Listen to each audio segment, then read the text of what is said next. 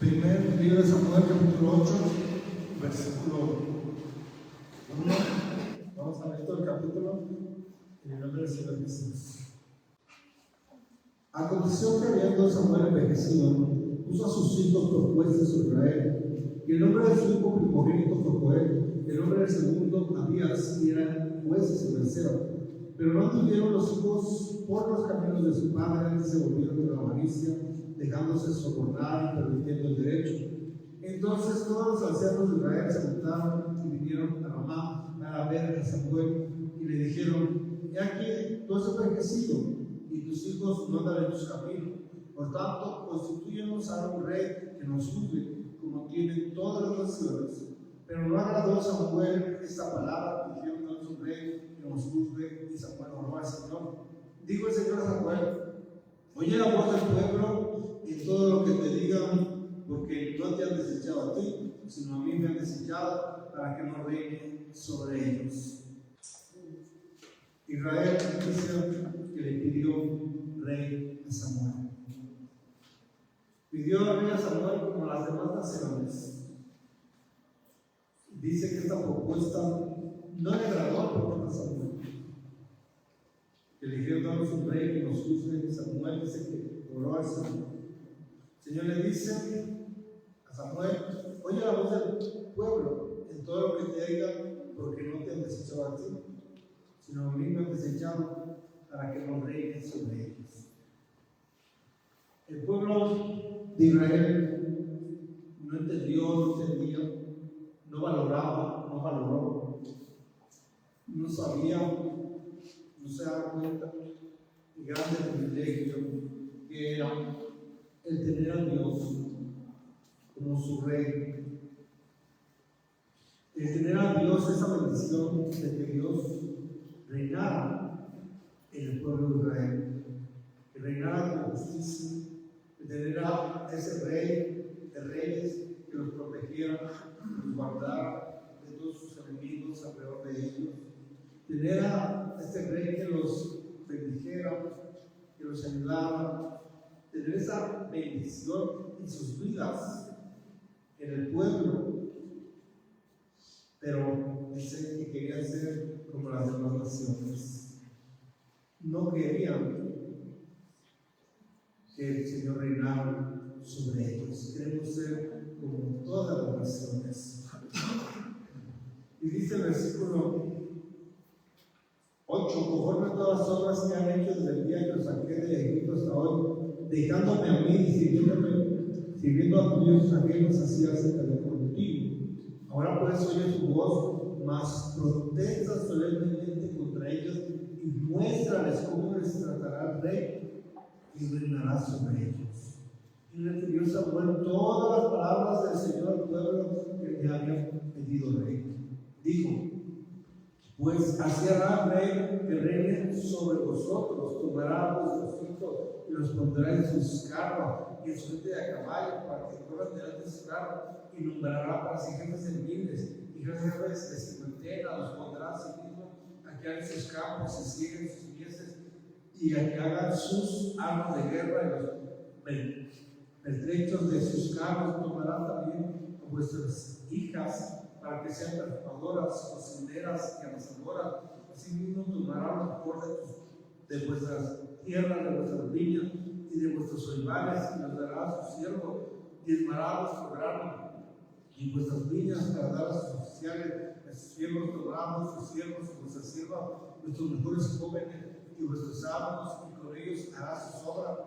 Diezmará también vuestros rebaños, y seréis sus siervos, y clamaréis aquel día a causa de vuestro rey que os habéis elegido, pues el Señor no os responderé aquel día. Pero el pueblo no quiso oír la voz de Samuel y dijo: no que habrá rey sobre nosotros. Y nosotros seremos también como todas las naciones, y nuestro rey nos gobernará y saldrá delante de nosotros y hará nuestra guerra. Y oyó Samuel todas las palabras del pueblo y las refirió en los oídos del Señor. Y el Señor dijo a Samuel: oye su voz y pon rey sobre ellos. Entonces dijo Samuel a los varones de Israel: idos cada uno a vuestra ciudad. Dice: y clamaréis aquel día a causa de vuestro rey Señor no responderá en aquel día. El Señor le dice a Samuel que les diga lo que les va a suceder, les advierte todas las consecuencias de desechar al Señor como rey de Israel y tomar y poner un rey como las demás naciones. Les dicen que ese rey va a tomar lo mejor de ellos, sus hijos, sus cosechas. Dice ahí en el versículo 19, pero el pueblo no quiso oír. El Señor les habló, les dijo a través de Samuel claramente las consecuencias. Prácticamente ser libres al tener a Dios como rey, tener libertad, a ser esclavos y tener un rey como las demás naciones. Y el 19 dice que el pueblo no quiso oír la voz del Señor, de Samuel, del Señor, y dijo: no, sino que habrá rey sobre nosotros. ¿Por qué no quisieron oír? Porque pues su corazón estaba endurecido, porque no tenían un corazón dócil para escuchar la palabra, para darse cuenta que pues el único que puede saber qué es lo mejor para nosotros es Dios. A corto y a largo plazo de nuestras vidas, el único que puede saber qué es lo mejor para nosotros, qué es lo que nos conviene, es Dios. Pero no tenían un corazón sensible o dócil para poder aceptar la voluntad de Dios y que Dios siguiera reinando, gobernando sus vidas. A pesar de que el ser rey, Dios de ellos, eso les daba libertad y no ser esclavos de un rey como las demás naciones, no ser siervos de un rey como las demás naciones. Un rey que tomara lo que él quisiera, lo mejor que ellos pudieran ser sus hijos, sus hijas, sus cosechas, su ganado, lo mejor el rey lo podía tomar de ellos. Por eso eran sus siervos o sus esclavos, que es lo mismo. Y dice el 22, el Señor dijo a Samuel: oye su voz, no porque fuera lo mejor para el pueblo de Israel, sino porque su corazón estaba endurecido y habían desechado al Señor como rey. ¿Por qué? Porque pues no querían hacer la voluntad de Dios, no querían que Dios reinara sus vidas, querían imitar al mundo o a las naciones de allá afuera. Por eso no escucharon la voz de Samuel, por eso no escucharon las advertencias, por eso dijeron: queremos ser como las demás naciones, queremos un rey que gobierne, que reine sobre nosotros, sin importar las consecuencias. Oseas capítulo 13, versículo 9.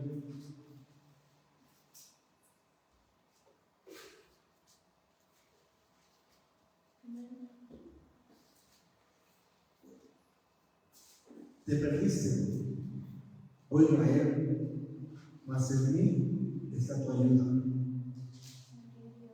¿Dónde está tu rey para que te guarde con todas tus ciudades y tus huestes de los cuales dijiste: dame rey y príncipes? Te di rey en mi furor y te lo quité en mi ira.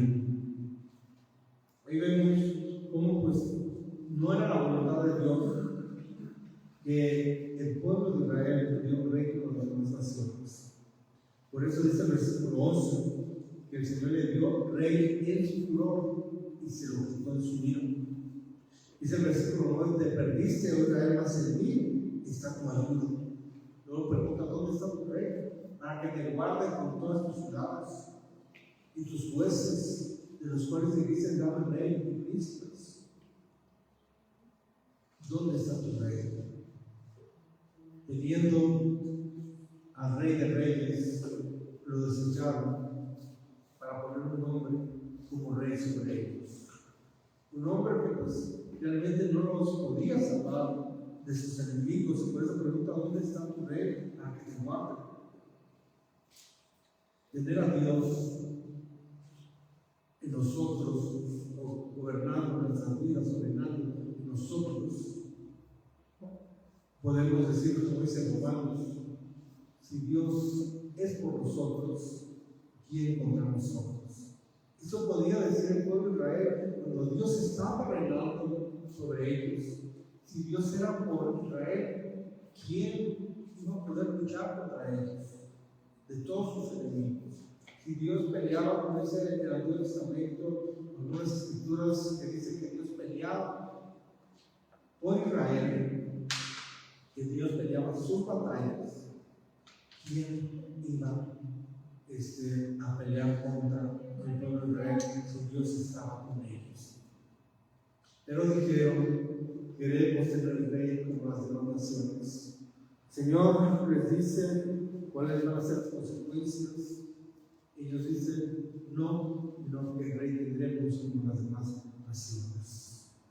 El Señor les da rey, pero lo hace en su furor y se los quita en su ira. Y les preguntan: ¿dónde está tu rey para que te guarde? Con todas tus ciudades y tus puestos de los cuales dijiste: dame rey y príncipes. Vamos a ir a Romanos, capítulo 6.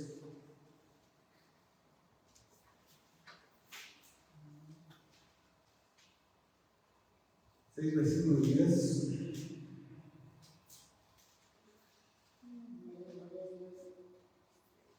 Dice: porque en cuanto murió, al pecado murió una vez por todas, mas en cuanto vive, para Dios vive.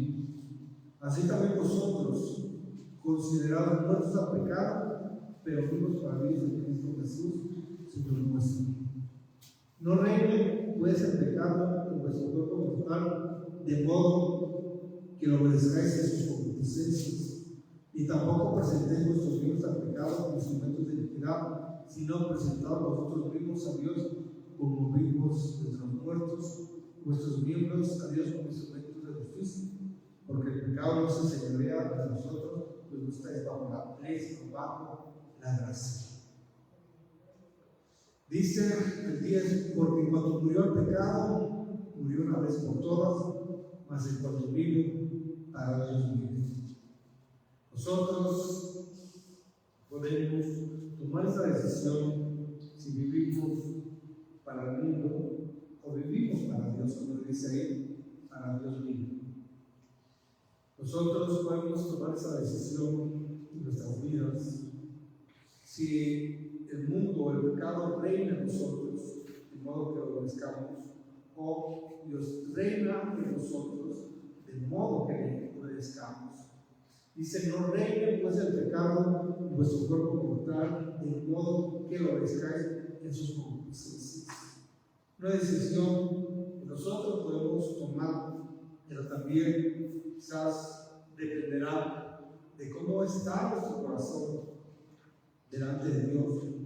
Tenemos un corazón sensible, un corazón dócil, que esté dispuesto a permitir que Dios reine en nosotros, o tenemos un corazón endurecido, como el pueblo de Israel que dijo: no, sino tendremos rey como las demás naciones. Una decisión que pues nosotros podemos tomar en nuestras vidas si queremos que Dios reine en nosotros o que reine el pecado, de modo que lo obedezcamos. Dice el versículo 13: tampoco presentéis vuestros miembros al pecado como instrumentos de iniquidad, sino presentaos vosotros mismos a Dios como vivos entre los muertos, y vuestros miembros a Dios como instrumentos de justicia. Vamos a ir a Gálatas capítulo 2. Amén. Con Cristo dice: estoy juntamente crucificado, y ya no vivo yo, mas vive Cristo en mí.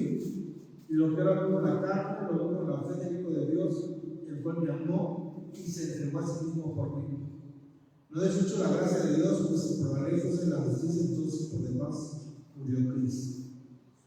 apóstol Pablo decía: con Cristo estoy juntamente crucificado, y ya no vivo yo, mas vive Cristo en mí. Así como cantábamos, como dice ese canto, mora en mi vida. Quizás, o más bien todos queremos que Dios mora en nuestras vidas. Pero la pregunta es: ¿cómo está nuestro corazón? ¿Está dócil, sensible, dispuesto a permitir que more en nuestras vidas? ¿Y qué nos pide el Señor para morar en nuestras vidas, morar en nosotros? ¿Qué es lo que nos pide el Señor? Porque el apóstol Pablo decía que estaba juntamente crucificado y no vivía más que él.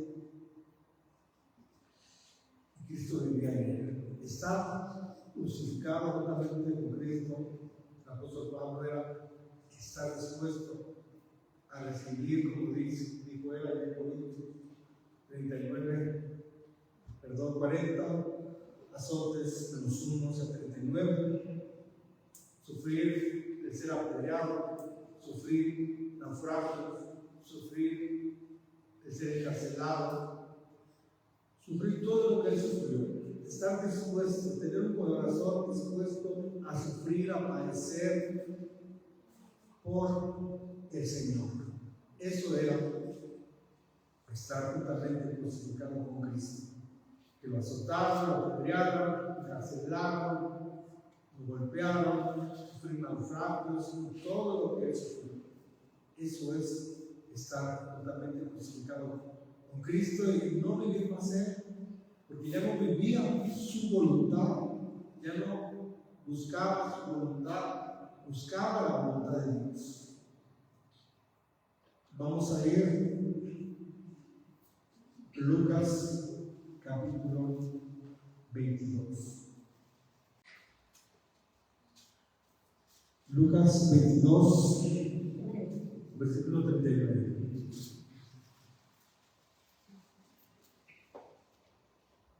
Amén.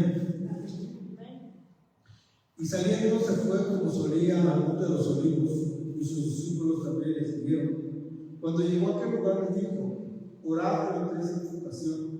Y él se apartó de ellos a distancia como de un tiro de piedra y puso las orejas oró diciendo: Padre, si quieres, pasa de mí esa copa, pero no se haga mi voluntad, sino la tuya. Y se le apareció un ángel del cielo para fortalecerlo. Y estando en la agonía, oraba más intensamente y era su sudor, grandes gotas de sangre que caían hasta la tierra. Cuando se levantó de la oración y vino a sus discípulos, los ayudó durmiendo a causa de la tristeza. Y les dijo: ¿por qué dormís? Levantaos, orad para que no entréis en tentación. El Señor, cuando iba a sufrir o iba a dar su vida por nosotros, sufrir el sacrificio, dice que fue y oró a su Padre. Dice: Padre, si quieres, pasa de mí esa copa, pero no se haga mi voluntad, sino la tuya. No se haga mi voluntad, sino la tuya. Para poder pedirle al Señor que Él haga su voluntad en nuestras vidas y no la de nosotros, se requiere que nosotros tengamos un corazón sensible, dócil a su voz, a su palabra, y estar dispuestos a permitir que el Señor gobierne, que el Señor reine, que el Señor haga su voluntad en nuestras vidas, que el Señor more en nuestras vidas. Y al morar el Señor en nuestras vidas, se va a hacer la voluntad de Dios y no la nuestra. Digo el Señor: Padre, si quieres, pasa de esta copa, pero no se haga mi voluntad, sino la tuya. Lo que el Señor va a sufrir, pues nadie lo ha sufrido. Lo que el Señor sufrió, padeció por nosotros por amor. Nadie lo ha sufrido. No era nada fácil lo que le venía al Señor. Por eso el Señor oraba y clamaba: hágase tu voluntad y no la mía. Dice que el 44, que estando en la agonía, oraba más intensamente y era su sudor como grandes gotas de sangre que caían a la tierra. Era su sufrimiento lo que él estaba padeciendo. Como dice también ese canto, en esa soledad y amarga agonía. Pero en su oración, él decía: hágase tu voluntad y no la mía. Como dijo el apóstol Pablo, con Cristo estoy juntamente crucificado. Y ya no vivo yo más, Cristo vive en mí. El pedirle que el Señor more en nuestras vidas es también una gran responsabilidad, porque no es fácil la voluntad de Dios, como no fue fácil para el apóstol Pablo, lo que él sufría por el Señor, lo que él padecía por el Señor, y no fue fácil para el Señor Jesús lo que él sufrió para nosotros. Entonces, el que el Señor more en nuestras vidas, pues su voluntad, al pasar por las pruebas, las luchas que han de vivir en nuestra vida, su voluntad del Señor no va a ser fácil. Gloria al nombre del Señor Jesús. Vamos a ir Jeremías. Antes de eso, vamos a ir al Evangelio de Juan, capítulo 6. 6:60.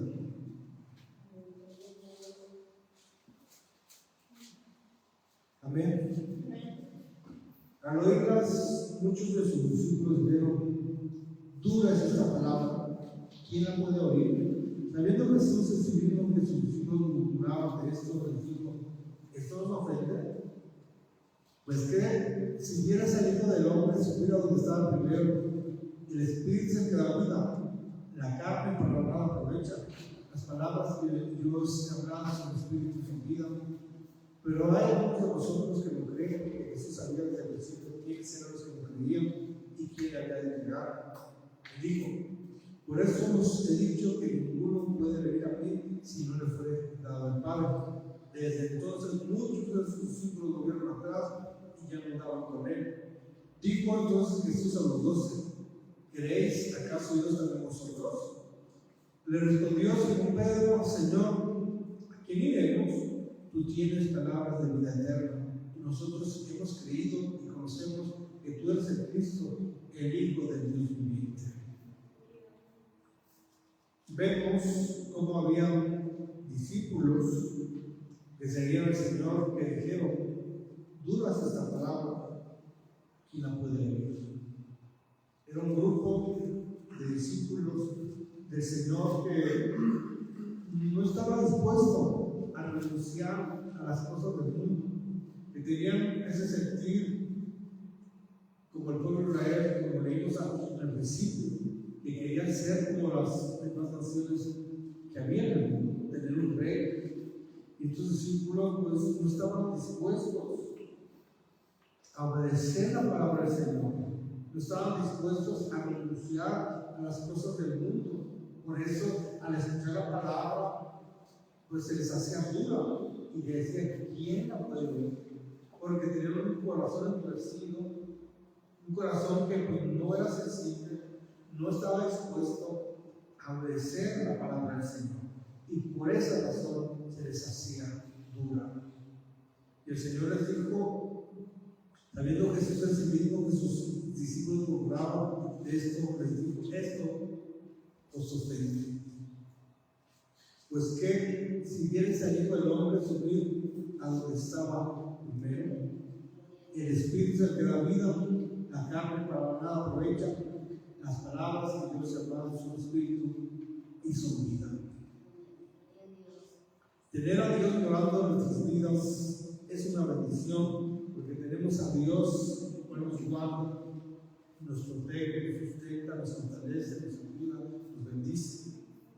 Pero también es una responsabilidad, porque al venir las pruebas y las luchas, el hacer su voluntad de Dios, pues no siempre va a ser fácil, como no lo fue fácil para el Señor Jesús o para el apóstol Pablo, que sufrieron tantas cosas por amor a los escogidos. Dice: el Espíritu es el que da vida, la carne para nada aprovecha. El tener su palabra morada en nosotros es tener vida eterna en nosotros. Pero para tener su palabra morada en nosotros, debemos de estar dispuestos a renunciar a las cosas del mundo, a renunciar a nuestros deseos, a renunciar a nuestra voluntad, y estar dispuestos a hacer la voluntad de Dios. Así como se le advirtió al pueblo de Israel las consecuencias de invitados igual a las naciones del mundo y consecuencias que castigos vendrían, así también a nosotros.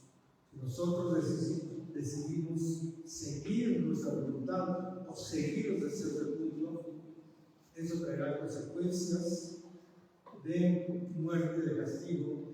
Pero si seguimos el consejo de Dios y permitimos que el Rey de nuestra vida, pues el simple hecho de tener su palabra en nosotros, dice que su palabra es espíritu y es vida.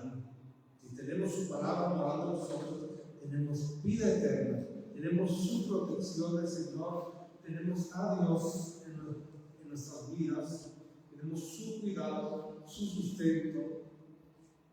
Vamos a ir a Colosenses capítulo 3,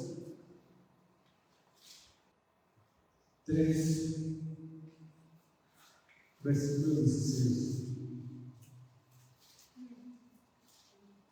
Desde el 15.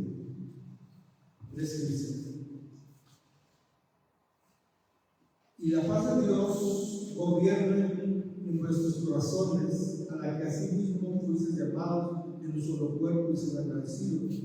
La palabra de Cristo mora en abundancia en vosotros, enseñándonos y exhortándonos unos a otros en toda sabiduría, cantando con gracia en vuestros corazones al Señor, con salmos, himnos y cánticos espirituales, y todo lo que hacéis, sea de palabra o de hecho, hacedlo todo en el nombre del Señor Jesús, dando gracias a Dios Padre por medio de Él. La palabra de Cristo mora en abundancia en nosotros. Es igual como decir que el Señor more en nuestra vida. Nosotros le pedimos que el Señor more en nuestra vida. Queremos que el Señor more en nuestra vida, pero estamos dispuestos a que se haga la voluntad de Dios en nuestras vidas. Para que Dios more en nuestra vida, necesitamos nosotros tener un corazón dispuesto, sensible, dócil a su voz, para permitir que Él more en nuestras vidas y que Él gobierne, que Él reine en nuestras vidas. Como dice ahí, dice: la paz de Dios gobierne en nuestros corazones.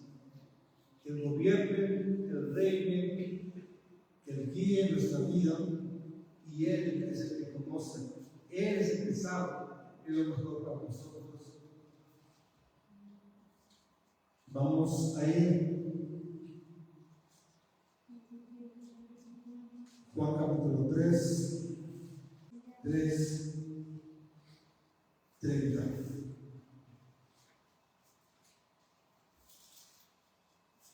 Amén. Dice: es necesario que Él crezca, pero que yo mengüe. Menguar para que el Señor crezca.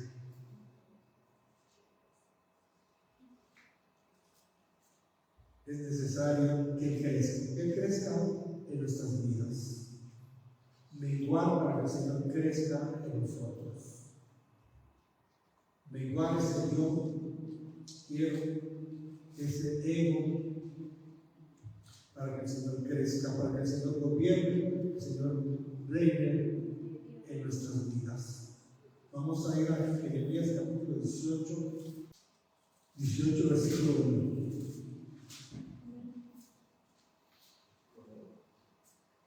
Amén.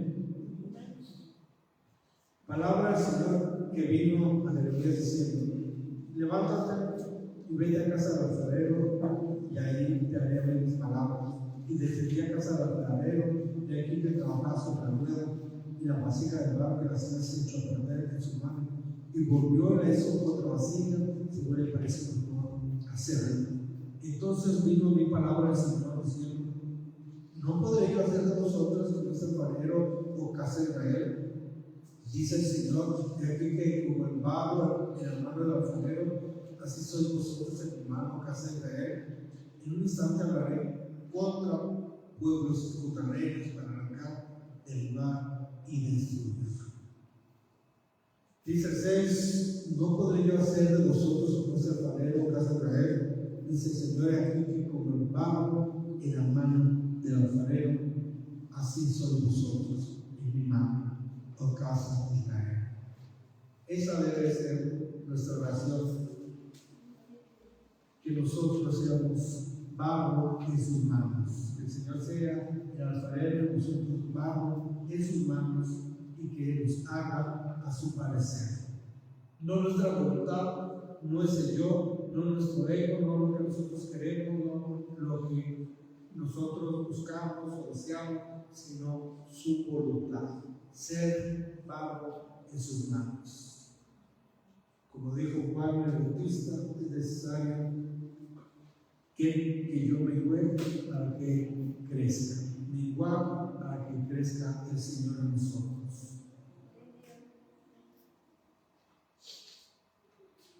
Vamos a ir a Proverbios capítulo 3, versículo 1 dice: Hijo mío, no te olvides de mi ley, y tu corazón guarda mis mandamientos, porque la nueva de vida sigue de vida y paz de bondad. Nunca se aparte de ti la misericordia de la verdad, átalas a tu cuello, escríbelas en la tabla de tu corazón, y hallarás gracia y buena opinión ante los ojos de Dios y de los hombres. Fíjate al Señor de todo tu corazón y no te apoyes en tu propia prudencia. Reconoce en todos tus caminos y Él enderezará tus veredas. No se sabe tu propia opinión. Teme al Señor y apártate del mal, porque será medicina a tu cuerpo y refrigerio a tus huesos. Permitir que el Señor more en nuestras vidas, que el Señor reine en nuestras vidas, es el hacer su voluntad, es el guardar sus mandamientos. Y esto dice que va a ser para nosotros la nueva de días y años de vida y paz que aumentarán. Como leímos, que la paz de Dios gobierne en nuestros corazones. Dice el versículo 5: fíjate del Señor de todo tu corazón y no te apoyes en tu propia prudencia. ¿Qué sucedió con el pueblo de Israel? Se apoyaron en su prudencia, desearon ser como las demás naciones, dijeron así: bueno, queremos tener rey como las demás naciones. El Señor les advirtió, les dijo cuáles serían las consecuencias de tener rey, de ser como las demás naciones. No quisieron morir, se apoyaron en su propia prudencia y sufrieron las consecuencias. Por eso el Señor nos dice: fíjate del Señor de todo tu corazón. Tener al Señor morando en nuestras vidas es poder confiar en Él de todo nuestro corazón, tener en quién confiar. Dice: reconocerlo en todos tus caminos y Él enderezará tus veredas. Pueblo de Israel entendió todos estos beneficios de tener a Dios como Rey: tener paz, tener vida, tener su protección, tener su bendición. Dice: reconócelo en todos tus caminos y Él enderezará tus veredas. El único que sabe qué es lo mejor para nosotros a corto, a largo plazo o futuro es el Señor. Nosotros podemos pensar, podemos apoyarnos en nuestra propia prudencia, podemos creer es mejor para nosotros, pero el único que lo sabe es Dios. Por eso dice: reconócelo en todos tus caminos y Él enderezará tus veredas. No seas sabio en tu propia opinión, teme al Señor y apártate del mal, porque será medicina a tu cuerpo y refrigerio para tus huesos. Vamos a terminar en Romanos capítulo 2. Romanos 2, versículo 4.